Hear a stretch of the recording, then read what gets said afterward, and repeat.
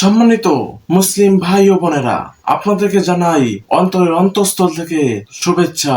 আসসালামু আলাইকুম রাহমাতুল্লাহি ওয়া বারাকাতুহু। আল্লাহ রাব্বুল আলামিন আমাদেরকে দুনিয়াতে পাঠিয়েছেন শুধু দুনিয়া উপভোগ করার জন্য নয়, বরং দায়িত্বশীলতার সঙ্গে আল্লাহ রাব্বুল আলামিনের ইবাদত বন্দী করার জন্য আল্লাহ রাব্বুল আলামিন আমাদেরকে দুনিয়াতে পাঠিয়েছে। আমরা প্রায়ই আমাদের পরিবারের সদস্যদের নিয়ে, ভাই বোনদের নিয়ে, স্বামী সন্তানদের নিয়ে, স্ত্রী সন্তানদের নিয়ে, আত্মীয় স্বজনদের নিয়ে রেস্তোরাঁয় খেতে যাই, রেস্তোরাঁয় খাওয়া দাওয়া করি। We often go to different restaurants to eat. আমরা বিভিন্ন সময় বিভিন্ন রেস্তোরাঁয় যাই। আপনি কি কখনো ভেবে দেখেছেন আপনি যে রেস্তোরাঁয় খাচ্ছেন এই অভ্যাসটি আল্লাহর কোন আদেশ অমান্য করছে কিনা? আল্লাহ রাব্বুল আলামিন সূরা আরাফ 31 নম্বর আয়াতে বলতেছে, ওয়াকুলু ওয়াশরাবু ওয়ালা তুসরিফু। ওয়াকুলু, তোমরা খাও, ওয়াশরাবু, এবং তোমরা পান করো, ওয়ালা তুসরিফু, তবে অপচয় করো না।